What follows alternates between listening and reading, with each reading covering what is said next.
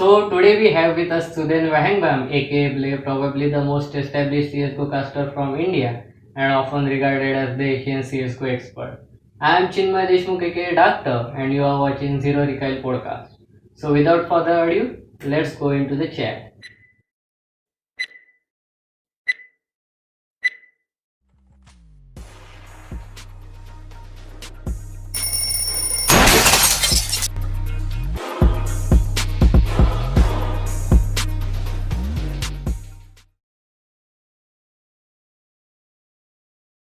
So let's start it from the beginning. When you had just started on Twitch, what was your mindset back then?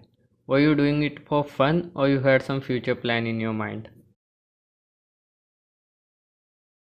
Uh, that's a while ago. I think it was 2013, 2013, 14. That's when I got on Twitch, and it was more for fun because YouTube streaming wasn't really a thing back then, and Twitch was the only option available. But yeah, I mainly did it for fun. Like I used to stream Counter Strike, cast some few games. I used to stream single player games as well. So yeah, it wasn't really looking into like as a long term plan. It was more about, hey, you know what? Let's just do it. Let's just stream for fun. I had a few friends watching in, a few of my friends I used to play games with. So yeah, it was mainly for fun. That's how it started out. So how was the sports scene back then? It was very, very, very, very small. Basically non-existent, you might even say.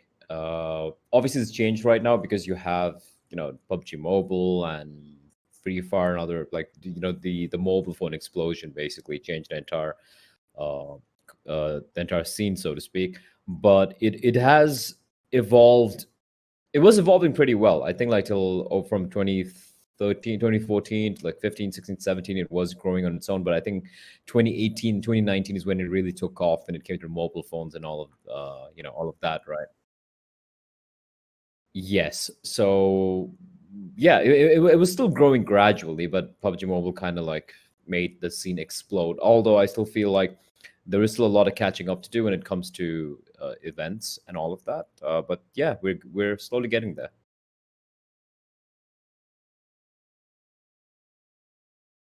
You have casted several national and international tournaments. Can you share some memorable moments with top players or some behind the scene fun moments? Uh, wow, that's a hard question. I think yeah, I mean, of course, I don't really know many of the players that well personally. I know a few of them. Very very nice people. Of course, like for the casters, we have a lot of stories, but unfortunately, what we do or what we say stays behind locked doors. We can't really talk about that much, or else they'd probably fuck with me. But I think one nice story I have is when I do believe um, it was Get Right, and he was this was the Face It minor in 2018, and it was in London. And I remember like we were just like chatting up, just talking stuff. First time I was meeting him, but it was just like talking about the tournament and everything. And uh, I'd stepped out like it was the last day of the Asian minor for me, so I'd stepped out with Paul and a couple of players to like grab some dinner, and he just messaged me asking me to just if I could pick up a couple of things for him. So it's like pretty late. So I'm like, yeah, I can pick it up, but I'll be pretty late. And he's like, that's fine. Just let me know once you come back to the hotel. So I picked up a few things, and then it's like 2, 3 in the morning. I reached the hotel, and I still see him like playing CS at like 3 o'clock in the morning, playing some FPL. That is with he has a game the match the next day, but it was still like playing nonstop. So I remember that. That was just like a nice insight into Chris and how how much he loves the game. So that was fun. How is the life of a caster during big level tournaments like majors or ITR matches? I mean, it's something I love doing. Can't deny that. I mean, I wouldn't be doing this if I didn't enjoy it. It's great. It's fun.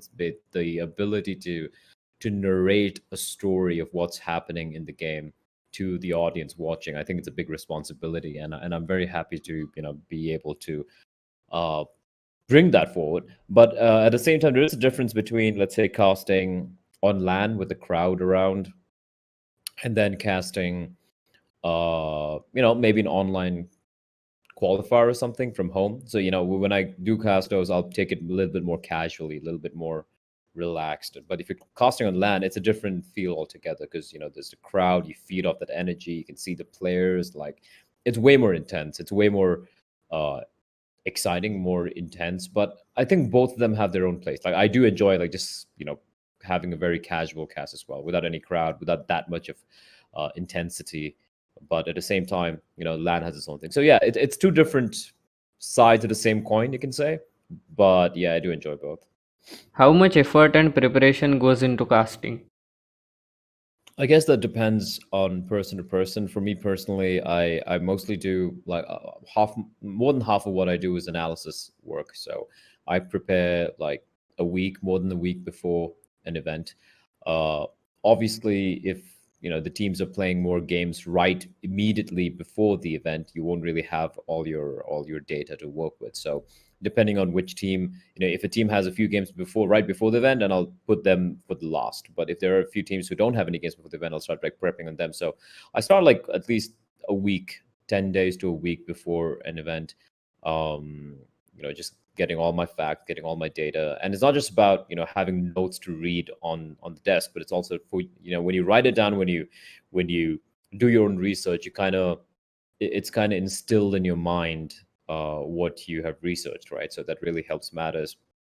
But when you're doing like so many events back to back to back, it gets very hard to keep doing nonstop research. But then if you're doing events back to back, the good problem you have is that since you're watching these teams almost every day, every week, you don't really necessarily have to take time out to do research because you already have it in the back of your mind. Which obviously I don't do like events every single day. I'd love to, but I don't. So for me, yeah, it's more about a little bit of research. Some teams I know better than other teams, so for them I don't really dig too much into it. But I do try to make sure that if there is an unknown team, like a big underdog or something, I try to research as much as I can about them because many a times they tend to get ignored, and they'll just play a couple of games and then they'll get knocked out. But I feel like it's good to do justice to them, being there and talking a little bit about them and explaining who these guys are to the audience. So yeah, that's kind of like a gist of what I do for my prep work. Let's spice the things up a little. Okay. You have to answer the first thing that comes in your mind when I ask you these questions. Which CSGO map you think is hardest to master?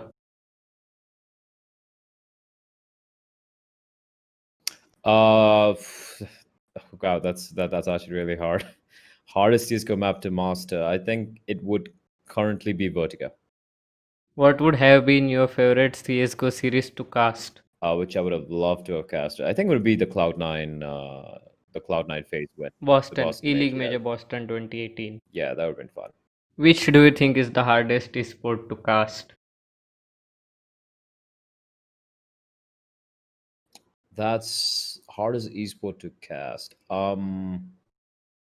There are quite a few of them. I think battle royales are generally really hard to cast because of what's really going on. Doesn't have to be a PUBG or Fortnite or whatever. It's because it's very hard to, even if you have the best observers, it's very hard to like really capture everything that's happening on the screen. And I personally I struggle to cast Overwatch. I think that was a game where I was very very I struggle to watch. I struggle to cast that game because there's too many things happening at the same time, and all the heroes and everything like just popping off. Yeah, I think it's very subjective, but I think I would go with Overwatch because even though PUBG Mobile and Fortnite, whatever, they are battle royales and it's hard to cast them, they're still slower. It's a slower game, so to speak. But Overwatch was, for me personally, it was very hard. Okay. And who is the best CSGO caster or analyst you work with? Nah, can't take any names. I think everyone's great, honestly. Um, CSGO caster and analyst I've worked with almost every one of them, but um, this is not like the best to work with, but I do generally really enjoy working events when there's Moses is there, Jason, because we always like wind up getting a drink after the event. Almost like that's always great. Just chilling with the talent crew after the event. It's always nice. Um, I got to give a shout out to Harry and Hugo as well, because just hilarious, really really funny, really fun guys. But yeah, I really can't pick. It's too hard a question. Like there is no specific favorite caster and analyst I like to work with. I usually like working with almost all of them. But yeah, Moses, Henry, and Hugo, because they're absolute degenerates, and I like them for that. Yeah, we as a community also like to hear them cast. They have so cool voices Yeah, yeah. and they are quite hilarious as well. Let's get to the next question though. What is your favorite CSGO team to cast? Fnatic, easy. They're just unpredictable.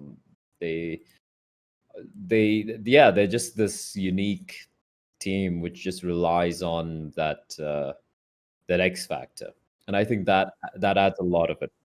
Yeah, the Mhm. Mirage push, the utility diffuse, Yeah, exactly, exactly. and of course, Fullon's unpredictable play. Yeah, I think everyone in the team can pretty much have those rounds and those matches. From a casting perspective, that's phenomenal. That's phenomenal to cast. Like you might say something like Astralis because of how Astralis with the full lineup because of how tactical. Yeah, the tactical nature of the game. You can look at Big and how they play. There's so many teams which are really good to cast. But yeah, I think from purely entertainment perspective, which is what I personally enjoy, it would have to be Fnatic. Who do we think is the most surprising new arrival in the pro scene? I think Brokey coming into his own for FaZe has been, he's not necessarily new. He's been there for a little bit of a while right now, but I think he's come into his own in the team where he has become not the new kid, but more like one of the main, yeah, one of the main four pillars of that lineup, allowing Beamers to, come into the team. So yeah, I think Brokey would be my player to watch this year. So let's come back to the present point and straight to the topic. Mhm. What are the viable ways to enter as a general caster in esports? Ooh, that's a hard one. I mean, it depends on what caster, which language you're approaching, and all of that. Like what your demographic is. If you want to make it as a caster in India, like the obvious pick would be something like a PUBG Mobile or a Free Fire. They're always looking for more talent there. I think Hindi would be the easiest language to get off with because there's a big market for that. Um, I regret that my Hindi is atrocious, or else I would probably have tried casting in Hindi because there is just a big market for that. You could try with some local languages, but depends on how much you want to grow. Like you might become very big in India as a Hindi caster, but you won't grow outside of the country as that. But if you pick up English casting, that's another a whole different ball game altogether because um, end of the day, you're going to be competing against a lot of very very talented individuals around the world. If you're just competing in India, where Hindi casting, it's only in India. When competing in English, you're competing with everyone else outside. Uh, the way to get into it is very simple. Firstly, enjoy what you do. Like you need to enjoy what you do. If you're going to just get into it thinking, oh, how much can I get paid or how much money is made out of this, you're not going to get it. Like you're not going to get it. Almost every caster I know has spent months, years not getting anything out of it, just doing it because they love doing it. And then slowly or surely, slowly it started cementing itself into a career, right? That's the first thing. Second thing is know your game. Like you should really enjoy the game of casting. Just don't like esports fans can easily sniff out when you're phoning it in, when you're not really into it. And you got to be genuine about what you like. Like jump into a game not because you think it is the next big thing. I mean, you can do that as well, but you should genuinely enjoy it. If you don't enjoy it, it doesn't come through your work, right? So you got to be genuine. You got to enjoy your game. You got to be ready for the grind, and you got to keep continually improving yourself. You got to have a very open mind. And one thing I noticed in amongst many Indian casters, up and coming casters, or talent would be they're looking for not really looking for feedback. They're looking uh for praise more than anything else. They just want other people to say, "Hey, hey, bro, you're doing a good job. Yeah, bro, you're the best." And yeah, you can be happy with that. but that's not really going to lead you anywhere, right? You need to really change every aspect. Sometimes whatever you've been doing as a caster could be almost completely, I don't want to say wrong, but could be completely holding you back, and you need to let all those things go. So I think there are a lot of aspects. It's a very, it would be too long an answer, to be very honest. That's a very, very hard question. But yeah, basically you got to look at it practically. You got to, pragmatically. You got to look at it from the bigger perspective. You got to ask yourself what you want. Do you want to be, which game do you want to be? Like, do you want to be a Counter-Strike caster? Do you want to be a Dota caster? Do you want to be just popular in India? Do you want to do PUBG Mobile? Being a popular PUBG Mobile caster in India will probably get you more followers or give you more reach than being an English professional CSGO caster right now. It's funny, but that's the way it works. Like, again, it depends on what you want. Do you want to earn the money? Do you want to make a career out of it? Do you want to make it into a social media thing? Do you want to use that casting thing to build your own your own social media or your own content and stuff like that? So different approaches. I think it depends. It very much depends on who the person is and what he wants to do. But I think the one commonality would be you got to love what you do, you got to be genuine about it, and you got to be good. It's simple as that. You got to be good because there are so many other talented people out there who would be gunning for that job. So you have to stand out for the rest of them, and you got to be yourself. There's no point trying to ape someone else. There's no point trying to be like someone else. Imitating someone to learn and to get to their level, that's something else. But you got to have your own, um, yes, your own personality, your own signature style of doing it. Or else, why would people watch you, right? Then if you're just going to be trying to be like someone else, people would rather watch that person. So yeah, that's about it. It's a good question, but it's a very hard question to answer in one go. We see that you have moved to PUBG casting as well. Do you feel it's important for caster to cast multiple games, or he or she should focus on a single game? I think yes and no. I know some people who would never switch from the game they're casting because they really, really, really like it. They love it, and that's completely fine. For me, Counter Strike will always remain my first and probably my last love in esports, and it will always be my primary game. But also, the fact remains that the way the market is, like, you got to try and grasp opportunities when it happens. Like in India, for example, yeah, PUBG Mobile is massive, and I'm from India, and for the longest time, for years, I could not get many paying events in India because, well, there weren't any events which are paying money. They'd probably say, "Hey, come and do this event for free." I'm like, "I can't do it for free because it's my job. You need to pay me for to do that." Many companies would be like, "We can't do that because there's no money in it." And I'd rely primarily on events happening outside. Then suddenly, the past year and a half, it changed a lot in the country where PUBG Mobile became a big thing, and now there are like big events with big money and teams and all of that. And the opportunity presented itself where someone's like, "Hey, Blake, do you want to try PUBG Mobile?" And I'm like, I hadn't played PUBG Mobile, but I played a lot of PUBG PC, and I did enjoy playing PUBG a lot on the PC. I'm like, how different could it be? I just took a look at it. I'm like, yeah, it's pretty much the same thing, except you play it on your phone, right? So I'm like, yeah, I'll give it a shot. Why not? Like, there's nothing to lose. So yeah, I went for it. And I feel like it's good to have different options available. I know a lot of my fellow talent who are into Counter Strike primarily, but are also they're okay doing other different games. Like if you enjoy it, why not do it, right? I also know many talent who opt to go for a variety game casting where they don't identify themselves with any one game. They're just into multiple games at the same time. Um, how that hurts them is because of that they're not really able to establish themselves into one game. Like they don't become synonymous with one game. When you talk about Anders, it's Counter Strike. When you say Counter Strike, it's Anders. When you say Dota, it's Toby One. Or there are many others out there, obviously, right? And so on and so forth, right? So it's very hard to become that person if you're into too many games at the beginning, at least. But hey, I mean, I don't blame them for it. Sometimes, you got to do what you got to do. If you want to be variety caster as a whole, that's completely fine. It's just like streaming. Some streamers are pure Counter Strike streamers. Some streamers are pure Fortnite streamers. Some streamers are variety streamers. They stream every game out there, whatever they want. And I think that's also okay. That's also another alternative to how you want to approach casting, right? It doesn't have to be just one game. So yeah, to answer the question, I don't believe in the thing that someone should be casting only one game because he has to. But if he wants to, that's completely on him. If you only want to do one game and you enjoy that, 100% do it. But if you want to do something else, I don't think there should be anyone or anything stopping you. I think it's completely on the person. So these will be surely the things to work on as well. But is esports a viable income source, especially in India, to sustain on? Yes and no. Yes, because there are a lot of opportunities out there. Like there are a lot of companies in India right now who are doing good.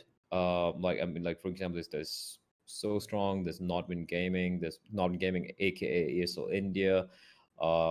There's also like there are a multitude of smaller like companies coming up. There are a couple of team organizations like Entity Esports, Global Esports, Entity Gaming rather, sorry, and Global Esports, and they are hiring people. They would be hiring people. The problem with many gamers in India, they feel, oh, I've played Counter Strike for 10 years. Hire me. No, I will not hire you. I'd rather hire someone who knows how to do a particular job. Like, for example, if I need a team manager for my team, I'm gonna hire someone with a little bit of sports managing experience. If Nodwin wants to hire someone who wants to deal with production, I will hire someone who understands. It's easier to explain Counter Strike and esports or esports in general to someone who already knows production or a professional field than it is to teach someone who only knows esports how to do a job. That's way more harder. And I think that is the biggest problem with many of the Indian up and coming kids and players out there, because for them esports is two things. They're like, I want to be a professional player, which is obviously the most attractive. You get all the prize money, you get the glory, you're on the camera all the time, you're the biggest player in the world and all of that. But apart from that, there are so many opportunities in esports, in professional esports in India itself, that people are completely unaware of because they don't look for it, or they don't even think about it. For them, it's only playing or maybe commentating, like the ones where you're on a camera most of the times. But there's so many jobs available behind the scenes, behind the camera, where again, it depends on what you want. Do you want to be someone in front of the camera? Yeah, then it's a long and hard path. You got to be the best of the best. You got to play. It's hard. It's very very hard. And credit and kudos to those who can make it. But if you just want to, and I just say you just, but it's not just, like, because the people working in production, the people working in the back end, running these orgs and everything, they're the guys who are the cogs in the machine. They are the gears which make the wheels turn. And if you're looking for that, there are a lot of job opportunities. You can start off as a volunteer, as an intern, and then you can probably um, start getting a few more smaller jobs, and then you move up. And there are a lot of people in the scene right now in the country who has started that way. They work for free for a couple of months, internships and whatnot, and then they started getting their roles. And there's some of them have been working for years right now. And I know for a fact that almost every month, every week, there are a couple of openings always there. But no one really seems to go for it because no one seems to be aware that esports is not just about playing or broadcasting. There are other people who do a lot of other things as well. So yeah. Can you walk us through a process by which one can get a strong hold in esports industry as a player or caster or an organizer? Okay. The a general process would be, okay. That's firstly, like, be competent. That's a very vague thing to say. Getting a degree is always good. Dropping out of school is stupid, is dumb. Dropping out of college, in my opinion, is dumb as well. Like, having a degree is good. Like, yeah, you might not enjoy college, but find a degree which suits you, which suits what you want to do. Could be management, could be coding, like could be computer science, could be engineering, could be any of these things. I think that is something which could help you. Uh, if you want to be a commentator, for example, you can enter some arts related course where it can teach you how to speak and talk and whatnot. Like, that's something I've noticed many people in India do, who want to commentate, do struggle with. apart from that, like a general rule set which you want to use would be to approach it from a job. How would you approach a job, right? You're not just going to go up to the company, but oh, hire me. I love. You're not going to walk up to Intel and be like, oh, I love computers, so hire me. No, you're going to go through a proper recruitment process. You're going to go through the entire recruitment process. You're going to go through a salary discussion. They're going to interview you, all those things. It's the same thing, except there might not be interviews, but it's pretty much the same thing. They're going to gauge you based on how much you know. And I think here is where it's different from other jobs. Is in other jobs, you go to school, you go to college, they teach you. Here, many times you will have to be your own teacher in many ways. And it's not that hard. You just got to be a smart guy. You just got to be a smart kid. And not necessarily a genius level guy. You just have to be smart enough to know to do your own research, to know to separate the bullshit from the facts. And the thing with esports is a new industry, and as in any new industry, you're going to find a lot of charlatans and a lot of people who are going to be sprouting bullshit. You got to be able to sniff that out, right? And yeah, the best way to starting to get involved is get involved. Don't wait, right? Apply. You got to be proactive. No one's going to mail you asking you, hey, do you want a job? No one's going to do that in esports, not yet. You got to drop mail to the companies, a few of the companies I mentioned, for example, saying, hey, I I finished my computer science degree in so and so. I want to take an internship. You can probably apply to So Strong, who are doing a lot of work in the mobile gaming sphere right now in CS and stuff like that. Or you can even drop a mail to maybe in India, especially, you can drop a mail to Nordwind or ESL saying, hey, I want to work with production for a little bit. And you can figure that out. You can learn that out, right? You could even apart from that, there's so many smaller companies out there. You want to learn, get into esports side of things, management side of things. You can be like, oh, I just finished my bachelor's in management something. Can I join entity to help manage and run the overall things, whatnot, right? Like small little things. Give it a shot, even if it's just volunteer work just for an event. Right now, with the COVID situations there, which is why it's a little hard because there are no events happening. But when events are happening, and a lot of them do happen nowadays. Like last year, was so many events in India itself.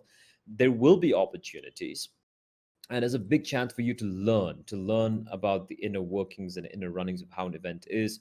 And the more you do, the better you get. And at one point, you start becoming indispensable. You start becoming a crucial point. And that's the point when they're going to be like, you know what, let's not just hire him as an intern or whatever, let's keep him, let's actually give him an offer. And then you grind away from that. It's like any other job, except, like I said, it's more on you because uh, it's already a wild west outside India, but in India, considering how new it is, it's still going to be really tricky. And there will be people trying to take advantage of you. There will be people who will probably make up shit just to try and get you to do work for no money or whatever. But sometimes you might get fooled. But that's how you grow and that's how you learn. And yeah, that's what I would say would be the general approach, how to go about all these things like casting or being a producer or trying to get into esports in general. Why do you think so many CSGO players are moving into Valorant? Uh, well, depends on which part of the you're talking about, India or like Yeah, I'm talking about the Indian players and the Indian community in general. the players switching over in India to Valorant is completely reasonable. They haven't been able to achieve anything in Counter Strike in a long time for whatever reasons, lack of exposure, not well, to put it simply, not being good enough. Maybe that I think that would be the honest opinion from yeah, honest opinion from my end. They were just not good enough. They were good players, but there was never the right combination of five that happened. Um, and I don't agree with many theories that the entire Forsaken incident is a reason that Indian CS:GO died. Because even if Forsaken hadn't happened, let's imagine that never happened, we would still not have achieved anything. It would still be the same. So it's not like that killed it. It's just that it's easy to pin that. I mean, obviously, whatever happened was complete bullshit. Whatever he did was extremely terrible. But apart from that, it didn't really change the scene for better or for worse. Actually, more people started paying attention to India. I personally feel more teams realize that, oh, India has an esports scene. People actually started realizing that. So I think it was actually good if you look at it. It was almost like the classic tale of any publicity is good publicity. Uh, People said like Optic, when once Optic broke down, once that entire shit happened, that no orgs would come back into India. But I'm like, not really. Optic was already dying as an org when that happened, and then now you have Team Solo with TSM and Fnatic owning two teams in PUBG Mobile. So I'm just saying, it didn't kill the scene. The scene killed itself. The players weren't good enough. I wouldn't say the players not good enough. The scene wasn't good enough. Some of the players are very talented, are still very talented. And what happened is in the past year, almost all the big orgs in India dropped their teams. And when I'm speaking of big orgs, I'm going to say Entity Esports and Global Esports. All the globals still have their team. Once Entity's team, and they were the best in the country for a while. Once that broke down, because they were trying to reach somewhere in Asia, not just being the best in India, and that was just not happening. It was just not happening. They just didn't have the X factor, and I think at one point the org decided to call it quits. And it makes its business. It makes business sense. Their PUBG Mobile team was starting to do well, and I'm like, yeah, invested resources there, right? So with the Indian players remaining, unless they got picked up by some Southeast Asian team,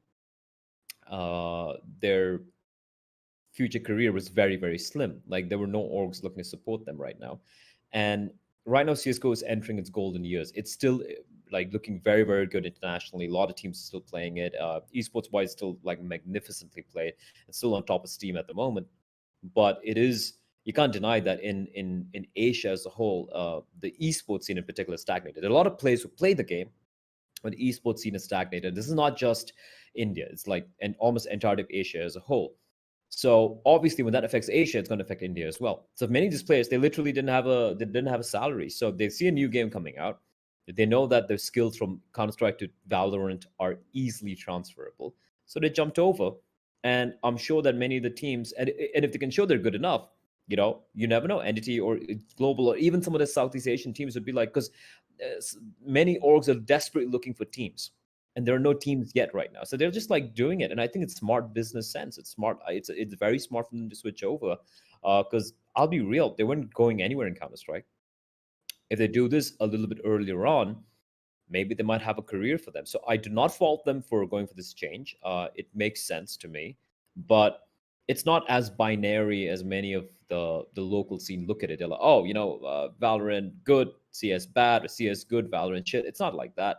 It can coexist very, very comfortably. I feel like I play both the games. Obviously, I love CS more, but I also have fun playing Valorant, and I feel like these players joining that, starting that game early on, that's them being proactive instead of continuing to play Counter Strike and not achieving anything for the remainder of the 2 or 3 years of their career. And then by that time, the Valorant train would have passed and they missed that train as well. Then they fucked up. So I think this is a very smart call from most of them to go about it. So, do you think is there any chance for Indian team to break through to the S tier or an A tier scene in the near future?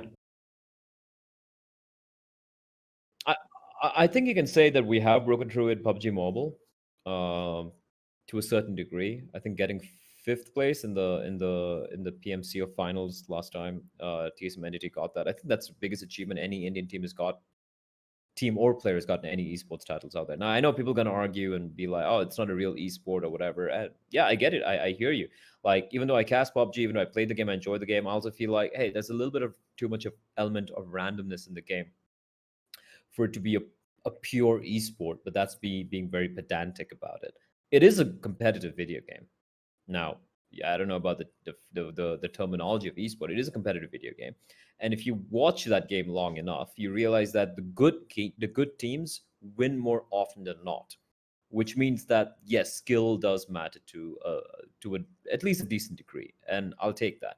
So yes, I think TSM entities breakout, because they were just entity back then, was big. I think it's the biggest achievement, and I think right now it's about commandeering the masses. It's a very simple story. Like when people talk about, oh, why didn't Counter Strike grow big or whatnot in India and everything, it's because success stories.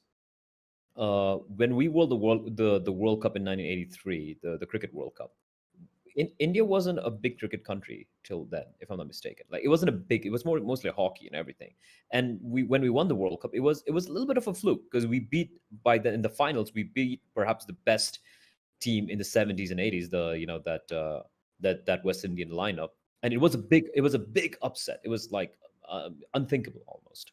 So when that happened, it ignited a flame in the country where everyone's, oh, this is a sport, we can be really good at. And then we went at it with like 1 billion population. And it came to a point where it took a while, but we gave so many great teams who could compete with the best out there and could even win the World Cup. And at one point, we're now the dominant country, right?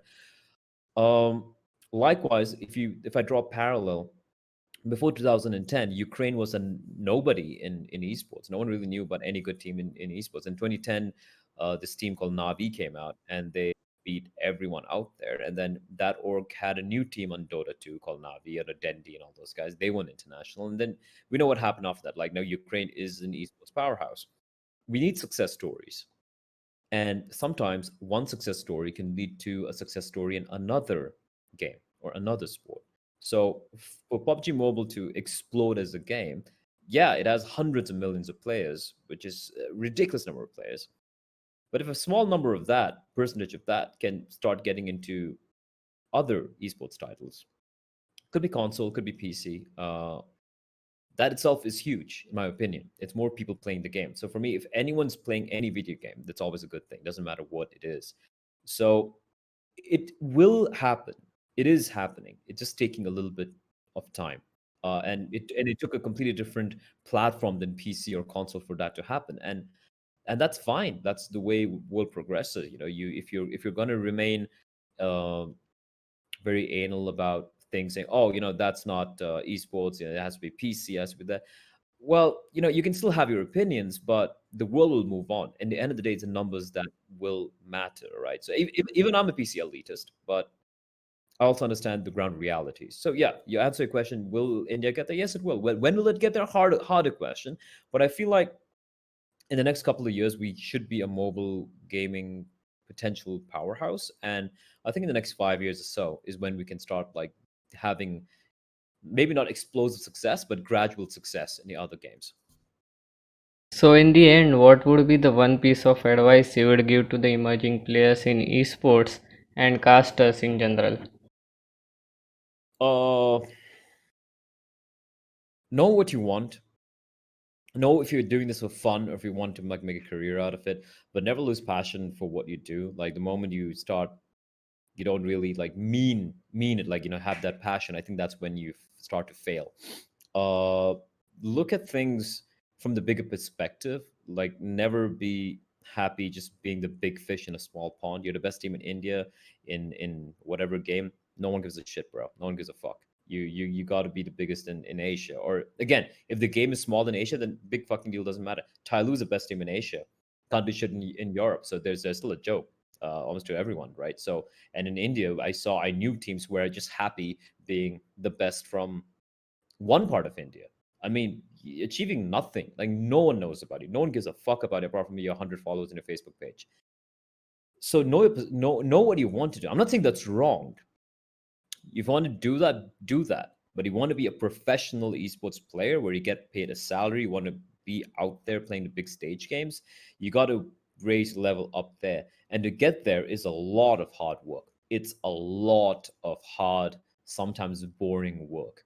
And many players I know in India or even commentators, they don't want to do that. As a commentator, you got to do your VOD reviews, you got to review your work, you got to uh, do a lot of self-analysis because you are your own best critic. You got to, you see someone who you want to be, you listen to them, and then you listen to yourself and you see where all you're lacking, and then you work on that, and then you add your own thing. It's a lot of hard work and changing a lot of things which are ingrained in the Indian mindset. The Indian mindset has this thing of, just just kind of winging it.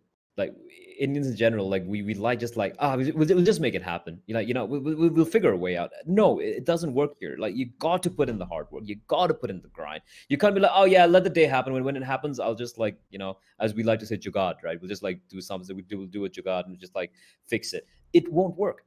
It will not work. You might not against competition or people, because other commentators are going to be your competition, other teams are going to be competition. They're not going to rely on luck or just having a good day. They're going to rely on preparation and skill and putting in the hard work.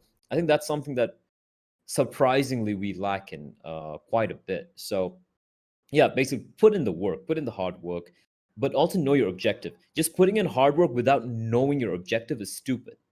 Like if you're going to run 10 kilometers a day to do a bodybuilding competition, that's stupid.